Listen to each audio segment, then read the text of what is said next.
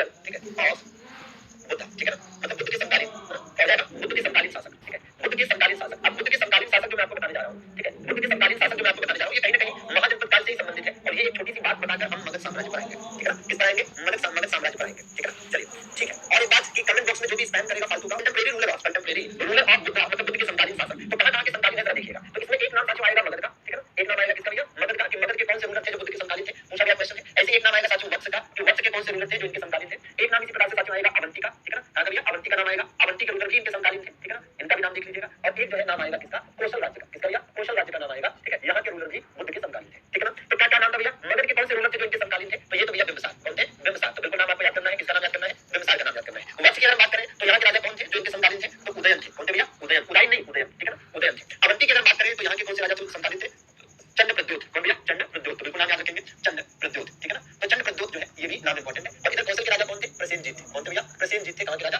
कौशल के राजा प्रसेनजीत, ठीक है, प्रसेनजीत, तो इनका भी नाम याद रखेंगे, प्रसेनजीत, क्या भैया, प्रसेनजीत, ठीक है। तो एकदम सीधा सीधा आपको ध्यान देना है, ठीक है ना।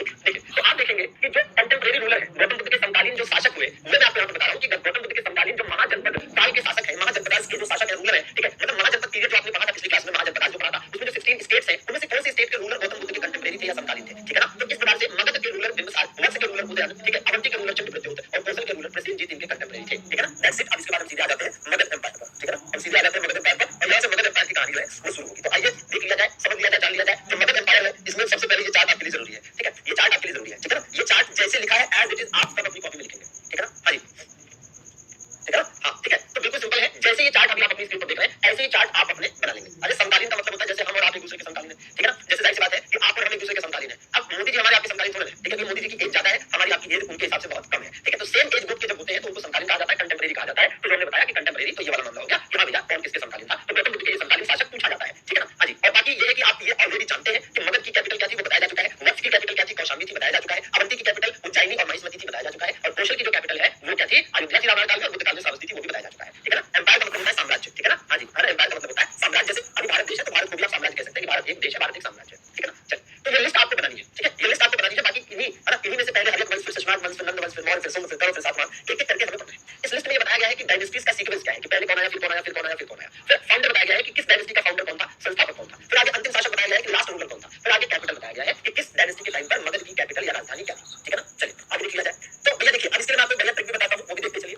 ट्रिक क्या है देखिएगा, एक शानदार सी ट्रिक है क्या, कि मगध में, ठीक है, मगध में हसीन, ठीक है, मगध में हसीन माशूका, ठीक है, मगध में हसीन माशूका, ये याद करने के पर्पस से आनंद नहीं लेने लगेगा, ठीक है ना। मगध में तो पहली बात तो ये ट्रिक में मगध आ रहा है, तो भैया मगध जब आ ही रहा है तो इससे समझ में आता है कि इसका मतलब यहाँ मगध साम्राज्य की बात हो रही है। किसकी बात हो रही है, मगध साम्राज्य की यहाँ पर बात हो रही है, ठीक बात है। अच्छा अब आगे क्या है, आगे इसमें कह रहा है ह से हर्यक वंश, क्या कह रहा है, ह से हर्यक वंश। तो पहला वंश कौन सा था, हर्यक वंश था, ठीक है ना, पहला वंश क्या था भैया, पहला वंश हर्यक वंश। मतलब ये कि कहीं ना कहीं आपको ये ट्रिक बहुत आराम से सीक्वेंस से याद करा देगी कि कौन सी डायनेस्टी के बाद कौन सी डायनेस्टी आई। जिसका वीडियो बीच में रुक जाए वे लोग जो है रिवाइंड कर लेंगे या रिफ्रेश कर लेंगे, ठीक है। चलिए तो पहली कौन सी थी भैया, पहली थी हर्यक डायनेस्टी, ठीक है ना, हर्यक डायनेस्टी। दूसरी कौन सी थी, शेष हो जाएगा शिशुनाग, ठीक है ना, पहला भैया शिशुनाग, ठीक है। तो दूसरी कौन सी हुई, शिशुनाग डायनेस्टी हुई, ठीक है, शिशुनाग डायनेस्टी हुई, ठीक है। इसी प्रकार से न से क्या हो जाएगा, नंद डायनेस्टी या नंद वंश, ठीक है ना, क्या भैया, नंद वंश, ठीक है। इसके बाद क्या है भैया, इसके बाद मौर्य आए, कौन आए, मौर्य आए, ठीक है, तो मौर्य डायनेस्टी, ठीक है, मौर्य डायनेस्टी, ठीक है। इसके बाद शु से शुंग आए, कौन आए, शुंग आए, मतलब शुंग डायनेस्टी, ठीक है ना, शुंग डायनेस्टी। फिर इसके बाद कौन आए, कर्म आए, कौन आए भाई, कर्म आए, तो कर्म डायनेस्टी, ठीक है ना, हाँ जी। तो ये सीक्वेंस आपको याद करना है, एक एक चीज ध्यान से सुनेंगे, पेशेंस से सुनेंगे, सब समझ में आएगा। हमने कहा कि भाई ये मगध एम्पायर की डायनेस्टीज का सीक्वेंस आपको याद करना है, ठीक है ना। ये मगध एम्पायर, मगध साम्राज्य जो है, मगध एम्पायर की जो डायनेस्टीज है उनका सीक्वेंस याद करना है। तो इस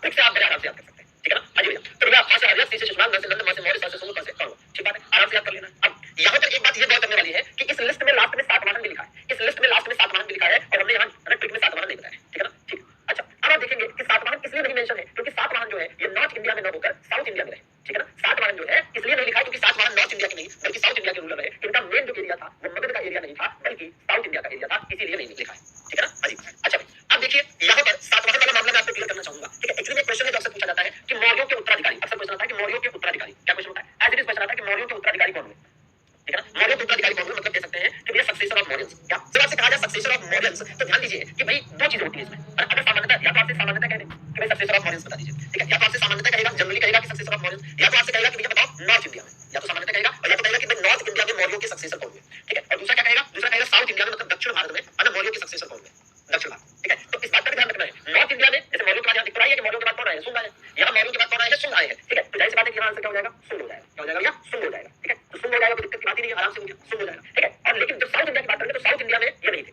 जिस टाइम पर ऐसे समझिए कि भाई इसमें से मौर्य कौन है, मौर्य वो है जिनके टाइम पर पूरे भारत में मगध एम्पायर एक्सपेंड हुआ, ठीक है। मौर्य के टाइम में पीक था, पीक मतलब चरमोत्कर्ष था, मतलब मगध जैसे हर्षवर्धन वंश के समय में मगध छोटा सा था, पटना और उसके आसपास का एरिया था, मतलब हर्षवर्धन वंश के समय में है ना, जिसमें जो तीन चार राजा को आगे बताऊंगा, तो पहले छोटा सा क्षेत्र था पटना और उसके आसपास का, फिर धीरे धीरे बड़ा हुआ, बिंबिसार ने कुछ बड़ा किया, कुछ उसके पुत्र अजातशत्रु ने किया, ठीक है, ऐसे धीरे धीरे बड़ा हुआ, तो फिर सिसरा के समय में और बड़ा हुआ, नंदों के समय में और बड़ा हुआ, मौर्यों के समय में क्या हुआ कि मगध साम्राज्य पूरे देश में फैल गया, ठीक है ना, मगध साम्राज्य पूरे देश में फैल गया, तो जब मगध साम्राज्य मौर्यों के टाइम पर पूरे देश में फैला, तो इसका मतलब कि मौर्यों के समय में ही क्या हुआ, चरमोत्कर्ष देखने को मिला, मगध साम्राज्य का चरमोत्कर्ष, ठीक है ना, हाँ, मगध साम्राज्य का चरमोत्कर्ष कब देखने को मिला, तो मतलब मगध का, कभी आपसे पूछे कि मगध साम्राज्य का या मगध का चरमोत्कर्ष, मगध साम्राज्य का या मगध का चरमोत्कर्ष, ठीक है ना, तो ये है पीक ऑफ मगध, ठीक है, peak of Magadh, peak of Magadh, तो मगध साम्राज्य का जो चरमोत्कर्ष है वो मौर्यों के समय में देखने को मिला, क्योंकि उनके समय पूरे भारत में, पूरे हिंदुस्तान में, ठीक है, एम्पायर एक्सपेंड हुआ, यहाँ तक कि अफगानिस्तान के हिंदू कुश पर्वत तक, तो जब मौर्यों का डिक्लाइन हुआ, जब मौर्यों का पतन हुआ, डिक्लाइन हुआ, तो नॉर्थ इंडिया में जिस टाइम पर शुंग और कर्ण डायनेस्टी ने रूल किया, है ना, मौर्यंस के पतन या डिक्लाइन के बाद नॉर्थ इंडिया में जिस टाइम पर, उत्तर भारत में जिस समय पर शुंग और कर्ण वंश या शुंग या कर्ण डायनेस्टी ने रूल किया, शासन किया, सेम उसी समय साउथ इंडिया में कौन शासन कर रहा था, सातवाहन शासन कर रहा था, बोल दिया सातवाहन, अगर ध्यान से सुनोगे तो समझ जाएंगे, नहीं तो फिर वीडियो एक बार और देखना पड़ेगा आपको, ठीक है ना, सातवाहन, ठीक है ना, तो बिल्कुल सिंपल है कि भैया मौर्यों के जो उत्तराधिकारी है, सक्सेसर ऑफ मौर्यंस है, नॉर्थ इंडिया में शुंग हुए और साउथ इंडिया में सातवाहन, समझ में आ गया, हाँ, 7वें नंबर पर सातवाहन है, ठीक है, वो तो खैर समझ आ रहा है, ठीक है ना, तो बिल्कुल बताइएगा कि क्या ये बात समझ में आई मेरी आपको, क्या ये बात मैं आपको समझा पाया, समझा पाया, ठीक है, अब ये आप समझ गए हो, तो जरा एक बात और ध्यान दीजिए, अगर आपसे कहा जाए मगध का प्राचीनतम वंश, ठीक है, ध्यान दीजिए, मगध का प्राचीनतम वंश, ठीक है ना, प्राचीनतम वंश, तो क्या कह रहा है, मगध का प्राचीनतम वंश, ठीक है ना, मतलब ये है कि एंशिएंट डायनेस्टी ऑफ मगध, ठीक है ना, एंशिएंट डायनेस्टी ऑफ मगध, ठीक है, एंशिएंट, ठीक है, या ओल्डेस्ट जो भी कह लीजिए, एंशिएंट या ओल्डेस्ट डायनेस्टी ऑफ मगध, ठीक है ना, डायनेस्टी ऑफ मगध, ठीक है, देखिए, तो एंशिएंट या ओल्डेस्ट डायनेस्टी ऑफ मगध, ठीक है, एंशिएंट या oldest dynasty of Magadh, ancient या ओल्डेस्ट डायनेस्टी ऑफ मगध, ठीक बात है, तो इस प्रश्न का आंसर आप क्या देंगे, जाहिर सी बात है कि अभी अगर आप अपनी स्क्रीन के हिसाब से चलिए, स्क्रीन पर दिख रहा है उसके हिसाब से चलिए, तो इसका आंसर क्या होना चाहिए, हार्यक होना चाहिए, क्या होना चाहिए, हार्यक होना चाहिए, ठीक है ना, जो अभी दिख रहा है उसके हिसाब से हार्यक होना चाहिए, यही बताना चाह रहा हूं कि यहाँ दिखने के हिसाब से नहीं, ठीक है, यहाँ पर आप देखिए, यहाँ पर जैसे एग्जाम में अगर ये क्वेश्चन पूछ लिया कि एंशिएंट डायनेस्टी ऑफ मगध या मगध का प्राचीनतम वंश कौन सा था, तो अगर आपको बृहद्रथ ऑप्शन में मिलता है, क्या मिल जाए, बृहद्रथ वंश, क्या मिल जाएगा, बृहद्रथ वंश, ठीक है ना, तो अगर आपको बृहद्रथ वंश मिल जाए, ठीक है, बृहद्रथ वंश मिल जाए ऑप्शन में, तो 100% यही आंसर है, क्या भैया, बृहद्रथ वंश, ठीक है, बृहद्रथ वंश, ठीक है, बृहद्रथ डायनेस्टी, अगर ये ऑप्शन में मिल गया तो 100% यही आंसर, और ज्यादातर यही ऑप्शन में मिलता है, लेकिन कभी ऐसा भी हो सकता है कि ये ऑप्शन में ना मिले, बृहद्रथ डायनेस्टी, बृहद्रथ वंश ऑप्शन में ना मिले, और अगर ये नहीं मिलेगा तब आपका आंसर होगा हार्यक वंश, तब क्या होगा, तब आपका आंसर हार्यक वंश हो जाएगा साथियों, हार्यक डायनेस्टी, ठीक है ना, हार्यक वंश हो जाएगा, हार्यक डायनेस्टी हो जाएगा, मैं बता रहा हूं कि मगध का प्राचीनतम वंश या एंशिएंट डायनेस्टी ऑफ मगध पूछे, ऑप्शन में बृहद्रथ वंश या बृहद्रथ डायनेस्टी दिया तो ठीक है, नहीं तो हार्यक वंश आंसर होगा, ठीक है, चलिए, अच्छा, तो ये चीज भी आप प्रॉपर समझ गए होंगे, और इस बढ़िया शानदार ट्रिक के साथ आप समझ गए होंगे, तो अब हम और आगे बढ़ सकते हैं और चीजों को समझ सकते हैं, ठीक है, कहीं से कहीं तक कोई दिक्कत होगी तो बिल्कुल आप बताइए, ठीक है ना, व्हाट्सएप नंबर आपके पास है, अपने डाउट्स भेज सकते हैं, और हमने भाई 2 लैंग्वेज में लिख दिया है, आप में से कोई एक लैंग्वेज में ना लिख पाए तो कैसे काम चलेगा, सक्सेसर का मतलब जो लोग पूछ रहे हैं, सक्सेसर का मतलब जो लोग पूछ रहे हैं, भाई हिंदी में अगर आप जानना चाहते हो तो उत्तराधिकारी, सक्सेसर का मतलब जैसे मान लीजिए कि आज कोई बिजनेस है, पिताजी चलाते हैं और कल उसको आप चलाएं तो आप उत्तराधिकारी हुए, अगर पिताजी मान लीजिए कि कोई डायनेस्टी चलाते हो आपके, ठीक है, कोई वंश चलाते हो, वैसे आजकल तो ऐसा होता नहीं, और अगले राजा आप बने तो फिर आप क्या हुए, सक्सेसर हुए, ठीक है, आप उत्तराधिकारी हुए, अब आइए जरा राजधानियों की बात करते हैं,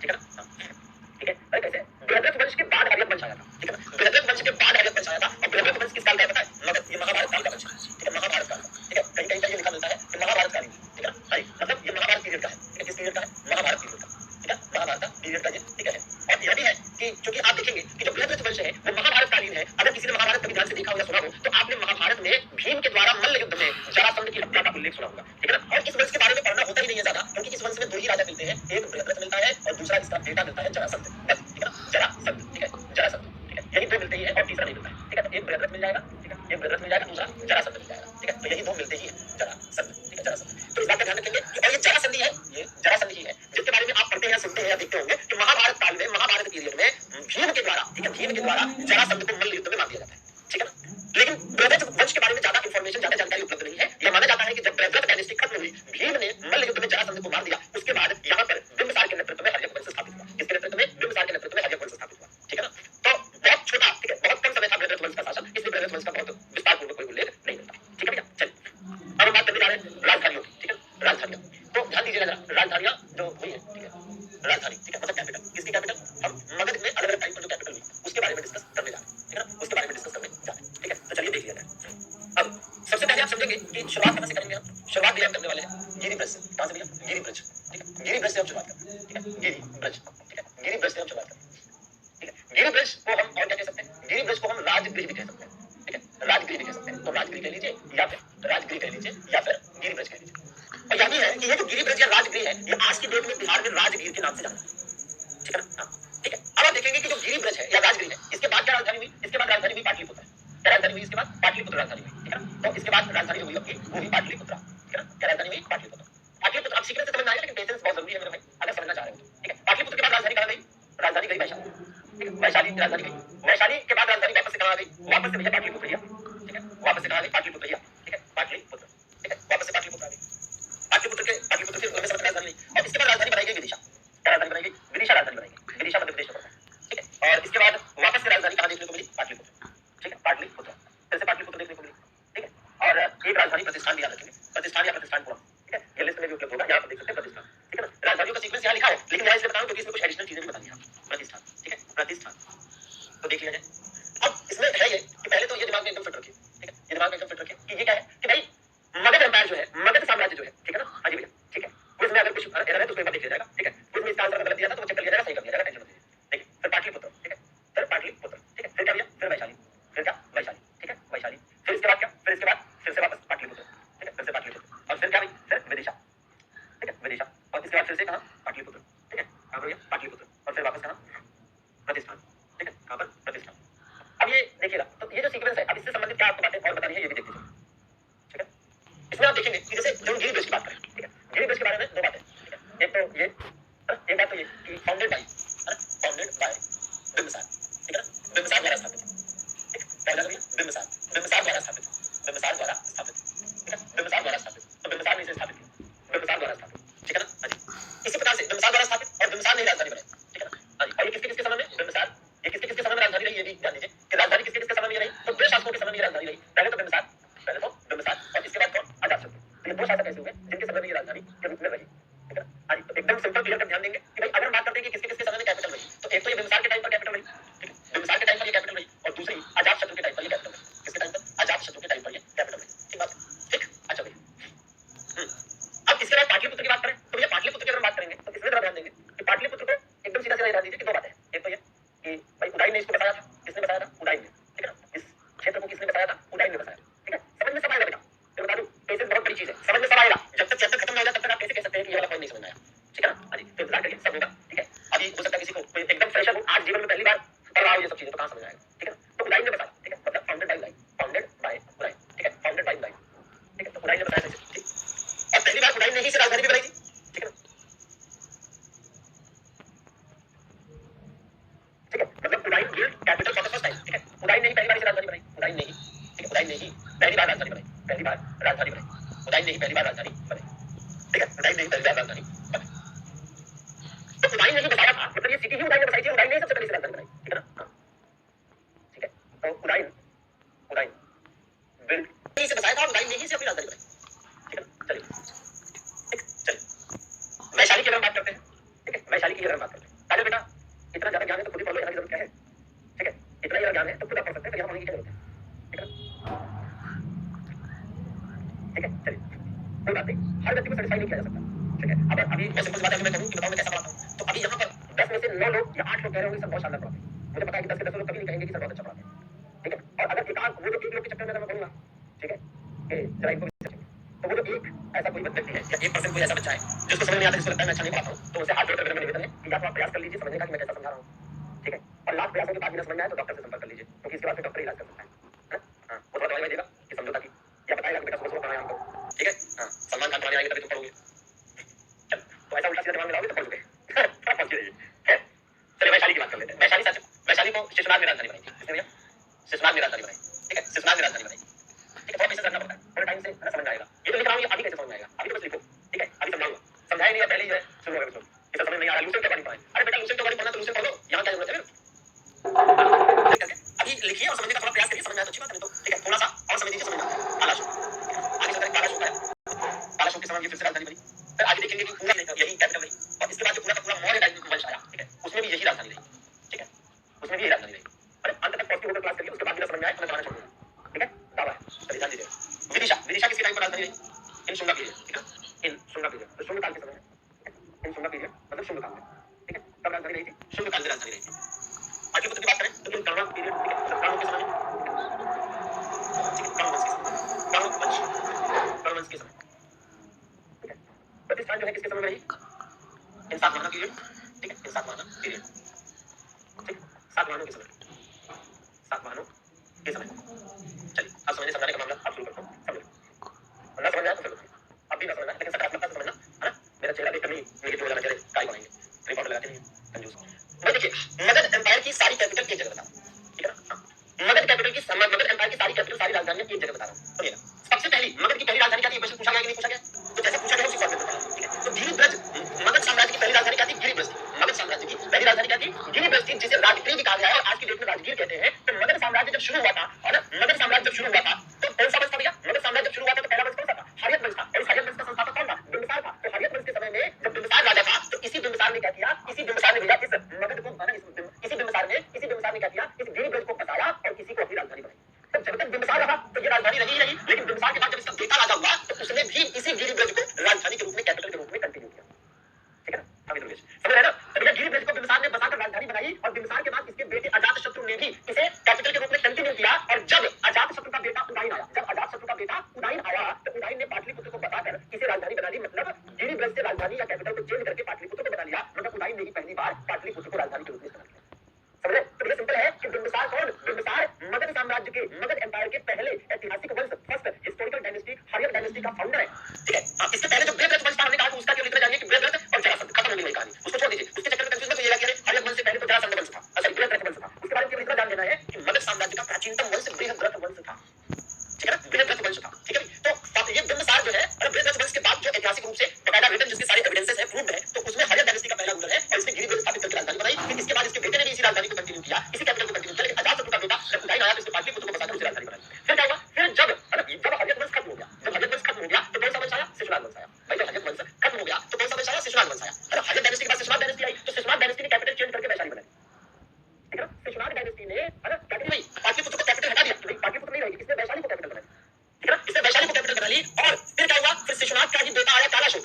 शिशुनाग का ही बेटा आया कालाशोक। कालाशोक ने वापस से पाटलिपुत्र को कैपिटल बना ली। ऐसा पिताजी आपने ठीक नहीं किया था कैपिटल चेंज करके, पाटलिपुत्र ही ठीक थी। और जब कालाशोक ने कैपिटल बनाई पाटलिपुत्र को, तो कालाशोक से लेकर आगे के जो राजा आए इस शिशुनाग डायनेस्टी के, क्योंकि कालाशोक तो शिशुनाग का बेटा था, तो कालाशोक ने जब कैपिटल पाटलिपुत्र बनाई तो पाटलिपुत्र ही अब आगे कंटिन्यू हुई। यहाँ तक कि इसके बाद जो नंद डायनेस्टी आई उसने भी पाटलिपुत्र को कैपिटल बनाया। उसके बाद मौर्य डायनेस्टी आई, उसने भी पाटलिपुत्र को कैपिटल बनाया। लेकिन जब मौर्यों के बाद शुंग वंश आया, जब मौर्यों के बाद शुंग डायनेस्टी आई तो उसने कैपिटल फिर से चेंज करके मध्य प्रदेश स्थित विदिशा को बना दी, ठीक है ना?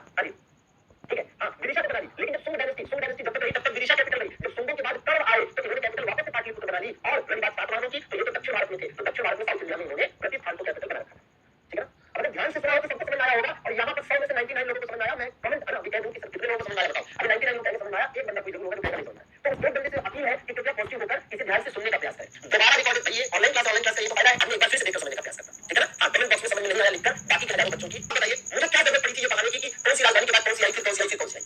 अगर मुझे केवल आपका सिलेबस कंप्लीट करना होता तो मैं ये नहीं कहता कि काम करो बच्चा, हेडिंग डालो हर्यक वंश, मैं हर्यक वंश हेडिंग डलवाता और पहले ही हेडिंग डलवाता बिंबिसार लिखो, फटाफट लिखा देता, ठीक है? फटाफट अब तक खत्म कर चुका होता, हर्यक शिशुनाग नंद तीनों खत्म कर चुका होता, ठीक है ना? हाँ ठीक है, तो वही चीज है। मैं चाहता हूँ कि ऐसे पढ़िए कि आपको समझ में आए और आपका सेटिस्फेक्शन बढ़े, आप भी कभी याद करेंगे किसी से पढ़ा था, ठीक है ना? चलिए अब देखिए, अब यहाँ देखिए, जैसे ये राजगिरी गिरिब्रज है, तो राजगिरी गिरिब्रज के बारे में तो उतना नहीं, लेकिन पाटलिपुत्र के बारे में अच्छे तरीके से जानना जरूरी है। अभी मैं पूरी तरह से टॉपिक पर नहीं आया हूँ कि कोई कहे सर कंसेप्ट समझ नहीं आ रहा है। अभी मैं कंसेप्ट बता ही रहा हूँ, अभी तो मैं फैक्ट बता रहा हूँ और उसको कंसेप्ट से थोड़ा रिलेट करने का प्रयास कर रहा हूँ, ठीक है? चलिए पाटलिपुत्र के बारे में बताने जा रहा हूँ। पहली बात तो पाटलिपुत्र, ठीक है? पाटलिपुत्र का पुराना नाम एक बढ़िया फ्लोचार्ट बनेगा, नोट कर लो, ठीक है? और नोट कर लो, फिर बताता हूँ इससे संबंधित, मतलब फिर एक्सप्लेन करता हूँ ओल्डेस्ट नेम, ठीक है? तो इसका जो ओल्ड नेम है, ठीक है, पुराना नाम है, ठीक है, वो क्या था? ओल्ड नेम सीधे सीधे कहिए, तो इसका पुराना नाम क्या था भाई? एक तो ये जानकारी, और फिर इसकी लोकेशन मतलब इसकी स्थिति क्या थी, इसकी स्थिति, ठीक है? इसकी स्थिति, फिर ये भी कि भाई किसने बसाया, ठीक है? इसको बसाया किसने, मतलब फाउंडेड बाय, ठीक है? Founded by. फिर ये कि भाई पहला किला, यहाँ पे पहला किला किसने बनवाया, ठीक है? मतलब कह सकते हैं कि पहला किला मतलब फर्स्ट फोर्ट, ठीक है? यहाँ पे फर्स्ट फोर्ट, पहली बार फोर्ट बना, किला बना, वो किसने बनाया? मेगास्थनीज ने इसको क्या कहा था?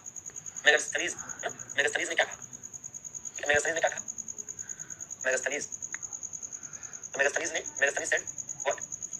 और इसी प्रकार से पहली बार राजधानी, ठीक है? पहली बार राजधानी किसने बनाई, ठीक है? बिल्ट कैपिटल हियर, ठीक है? मतलब पहली बार यहाँ राजधानी किसने बनाई, ठीक है? और फिर हम ये देख लेंगे कि किसके किसके टाइम पर ये राजधानी के रूप में कंटिन्यू रही, किसके किसके टाइम पर ये राजधानी के रूप में कंटिन्यू रही। बाकी एक लाइन यह भी है कि भाई प्राचीन भारत में राजनीति का केंद्र थी, प्राचीन भारत में राजनीति का केंद्र, प्राचीन भारत में राजनीति का केंद्र, प्राचीन भारत में राजनीति का केंद्र, ठीक है? मतलब कह सकते हैं कि centre of politics in ancient India, ठीक है ना? प्राचीन भारत में राजनीति का केंद्र, प्राचीन भारत में क्या? प्राचीन भारत में राजनीति का केंद्र, प्राचीन भारत में राजनीति का केंद्र। अब इसके बाद क्या कि पटना नाम किसने दिया, पटना नाम किसने दिया भाई? पटना, द नेम पटना इसका पूरा नाम है कुसुमपुर। क्या इसका पूरा नाम? कुसुमपुर। कुसुमपुर इसका पुराना नाम। लोकेशन स्थिति क्या है इसका? गंगा सोन दोआब, गंगा सोन दोआब के बीच में, गंगा सोन दोआब, गंगा सोन दोआब, गंगा सोन, गंगा सोन दोआब। दोआब क्या होता है? देखिए भाई पाटलिपुत्र का जो पुराना नाम, मतलब पाटलिपुत्र जब स्थापित किया गया उसके पहले भी तो कुछ ना कुछ रहा होगा। तो पाटलिपुत्र जब स्थापित किया गया, ठीक है ना, ठीक है, पाटलिपुत्र जब स्थापित किया गया, ठीक है, पाटलिपुत्र जब स्थापित किया गया, ठीक है, बिल्कुल बेहतर। पाटलिपुत्र जब स्थापित किया गया तो उसके पहले उसे कुसुमपुर नाम दिया जाता था, ठीक है ना, हाँ जी, कुसुमपुर नाम दिया जाता था, ठीक है। और जो इसकी लोकेशन है तो गंगा और सोन ये दो नदियों के बीच में स्थित था, इन दो नदियों के बीच में स्थित था, ठीक है। अच्छा, दोआब का मतलब ये होता है दो नदियों के बीच का एरिया, ठीक है। Doab means location between two reverse, ठीक है ना, ठीक। बसाया, बसाया किसने दिया? किसके द्वारा बसाया गया? तो उदयन के द्वारा बसाया गया, ठीक है। जैसे इसमें क्या क्वेश्चन पूछ रहे हैं कि पाटलिपुत्र शहर किसने बसाया? Who founded Pataliputra? Who founded Pataliputra, ठीक है ना, बिल्कुल। अब उदयन बिल्कुल याद रखना है भैया, उदयन बिल्कुल आप याद रखना है, ठीक है। यहाँ पर पहला फोर्ट किसने बनाया था? तो उदयन के पिताजी ने। अब आप कहेंगे सर इस शहर को उदयन ने बसाया, तो उदयन के बसाने के पहले यहाँ पाटलिपुत्र में किला अजातशत्रु ने बनवा दिया था क्या? तो हाँ बनवा दिया था, बस उसका नाम पाटलिपुत्र नहीं पड़ा था प्रॉपर, ठीक है, सिस्टमेटिक तरीके से ये सिटी स्थापित नहीं की गई थी, ठीक है ना, हाँ। लेकिन ये है कि यहाँ पर ये किला जो है बनवाया था किसने? अजातशत्रु। और ये क्वेश्चन पूछा गया, क्वेश्चन है क्या पूछा गया था? एकदम एग्जैक्टली यही पूछा गया था पेपर में कि भाई पाटलिपुत्र में पहला किला, पहला दुर्ग किसने बनवाया, ठीक है ना, हाँ। तो पहला जो दुर्ग है, पहला जो फोर्ट है, first fort in Pataliputra was built by Ajatashatru, ठीक है ना। चलिए भैया, राधे राधे, हरे कृष्ण। चलिए मेगास्थनीज की बात करें तो मेगास्थनीज ने इसको क्या कहा था? पोली प्रोथा कहा, पोली प्रोथा, क्या कहा था भैया? पोली प्रोथा, पोली प्रोथा, ठीक है, पोली प्रोथा, ठीक है। पोली प्रोथा इसने कहा, मतलब यह है कि ये यूनानी था ना, ग्रीस का था, तो इसने अपनी लैंग्वेज में पोली प्रोथा कहा। पहली बार राजधानी किसने बनाई थी इसे? तो वो तो खैर जिसने बताया था उसी ने इसको पहली बार राजधानी बनाई थी, उदयन ने। किसने भैया? उदयन ने पहली बार इसे राजधानी बनाई थी। और राजधानी के रूप में फिर आगे इसको किसने किसने इस्तेमाल किया? एक तो शिशुनाग वंश के कालाशोक ने, ठीक है, शिशुनाग वंश में कालाशोक के मुख्य शासक था जिसने इसे राजधानी के रूप में इस्तेमाल किया। जब नंद वंश हुआ, नंद डायनेस्टी हुई उसने, ठीक है, मौर्य वंश ने भी, मौर्यों ने भी, ठीक है, और आगे चलकर कौरवों ने भी, ठीक है ना। तो ये चीज है कि भैया किसने किसने राजधानी के रूप में इसे इस्तेमाल किया है? तो इसे राजधानी के रूप में इस्तेमाल किया है तो कालाशोक ने, ठीक है, कालाशोक। और किसने भाई? नंदों ने, नंद डायनेस्टी, नंद वंश, मौर्य डायनेस्टी, मौर्य डायनेस्टी और कौरव डायनेस्टी, ठीक है ना। तो इन्होंने, किले का कोई नाम नहीं, ठीक है ना, हर किले का कोई नाम नहीं होता दोस्त, ठीक है। तो किले का कोई नाम नहीं था, वो किला बचा भी नहीं है। चलिए, प्राचीन भारत में राजनीति का केंद्र, सिंपल है, ठीक है ना, मतलब उस टाइम पे पॉलिटिकल हब हुआ करता था, पॉलिटिकल सेंटर या पॉलिटिकल हब कह सकते हैं, पॉलिटिकल सेंटर या पॉलिटिकल हब कह सकते हैं, ठीक है ना। अच्छा, ध्यान दीजिएगा, ठीक। चलिए, पटना नाम किसने दिया? शेरशाह सूरी ने, ठीक है, किसने दिया? शेरशाह सूरी ने, शेरशाह सूरी, ठीक है, इन 1541, ठीक है, तो 41 में 1541 में, ठीक है ना, ठीक। तो बिल्कुल याद करके चलना है। अरे राजधानी के रूप में कालाशोक, नंदवंश, मौर्य वंश, कौरव वंश, हर्यक वंश ने भी इतना बड़ा क्या लिखा है? ये एक ही बात कितनी बार लिख रहे हैं? यहाँ लिखा है तो यहाँ फिर एक बार लिख दूंगा, ठीक है, यहाँ लिखा तो है उदयन, और उदयन तो हर्यक डायनेस्टी का ही था, उसमें क्या है? चलिए, ठीक है, हर्यक वंश का था, ठीक है। अब ये शानदार बढ़िया जबरदस्त जो है पूरा फ्लो चार्ट बना है। अब इसको आप एज इट इज नोट कर सकते हो, ठीक है ना। अब इसको इस तरह से फ्लो चार्ट बनाना ना पसंद हो, वो आराम से इत्मीनान से क्या कर सकता है भैया? पॉइंट वाइज भी लिख सकता है, ठीक है ना। कहीं से कहीं तक कोई दिक्कत होगी तो बात नहीं चाहिए। अब फिर भी कुछ हो तो, है ना, बिल्कुल आप दे दीजिएगा डाउट अपने। अच्छा, टाइम भी खत्म हो चुका है, ठीक है। चलिए एक बार आप देख लीजिए कि अपने आप में एक बेस आपका दिख रहा, नगद एम्पायर का पूरा बेस तैयार हो गया है। अब जब हम अगले सेशन में मुलाकात करेंगे तो हम क्या कर रहे होंगे? हम यह पूरा का पूरा, ठीक है, मतलब स्टार्ट करेंगे कि हर्यक डायनेस्टी, फिर शिशुनाग, फिर नंद। एक दिन में आपका हर्यक, शिशुनाग और नंद हो जाता है ऑलमोस्ट।